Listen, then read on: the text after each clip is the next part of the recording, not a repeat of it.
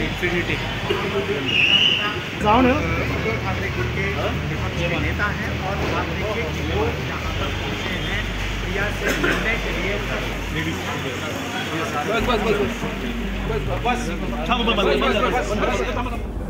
कोई प्रेशर में नहीं आना।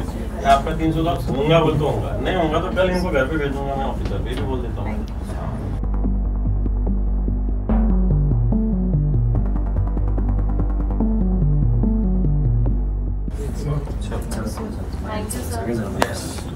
मी ही जी घटना घडली या पीडितेशी भेटलेलो आहे। महिला पोलीस अधिकारी माझ्यासोबत होत्या, प्रत्यक्ष आयओ सुद्धा याची इथं आलेले, त्यांच्याशी मी चर्चा केलेली आहे। डॉक्टरांनी त्यांचा वैद्यकीय रिपोर्ट सगळा आलेला आहे आणि एक इथं असा एक 100% जागा आहे की ज्यांनी या पद्धतीनं ही घटना घडली। जो कोण गायकवाड नावाचा मुलगा आहे यांनी जाणीवपूर्वक या मुलीला जीवे मारण्याचा प्रयत्न केला आहे। पोलिसांनी बेदरकार वाहन चालवण्याचा गुन्हा दाखल केला, तो चुकीचा आहे। हा डिलिबरेटली गाडी अंगावर घातलेली आहे। फार बेदरकार गाडी चालवत नव्हता, तर बेदरकारपणे गाडी अंगावर घातलेली आहे।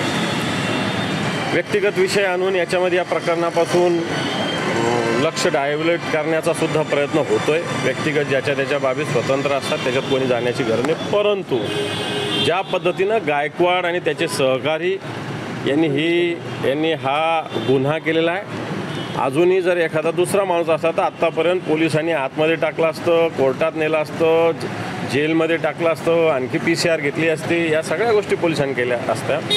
परंतु अजूनही गायकवाड कोणाचा मुलगा आहे, काय आहे, त्याचे वडील काय करतात, मला याच्याशी देणं घेणं नाही, त्याला सपोर्ट कोणाचा आहे मला काही माहिती नाही। परंतु या पीडितेला जाणीवपूर्वक हा सगळा गुन्हा तिनं सांगू नये, बोलू नये असा सुद्धा दबाव आणला जातोय, जास्त दबाव आणला जातोय। पण मला असं वाटतं कायदा हा सगळ्यांसाठी असतो। मी पोलिसांना सुस्पष्टपणे सांगितलेलं आहे की कायद्याची अंमलबजावणी करा, ज्या पद्धतीनं मेडिकल रिपोर्ट आला त्या पद्धतीने गुन्हे दाखल करावे। परंतु अजून तसे गुन्हे दाखल झाले नाही। नागपूरला अधिवेशन चालू आहे, निश्चित मी उद्या परवा अधिवेशन 3, 4, 5 दिवस हे पूर्ण आठवड्यात निश्चित हा विषय उचलेल आणि या पीडितेला न्याय मिळवून देण्यासाठी 100% प्रयत्न करेल। महिलेंनी काय म्हटलं, काय तिची मागणी आहे बाबा आतापर्यंत? तिची मागणी ज्याच्यावर जे 307चा गुन्हा दाखल व्हावा, कारण तिचे सगळे हात पाय मोडलेले, सगळे फ्रॅक्चर झालेले आहे, पण पोलिसांनी अजूनही त्याच्यावर 307चा गुन्हा दाखल केलेला नाही।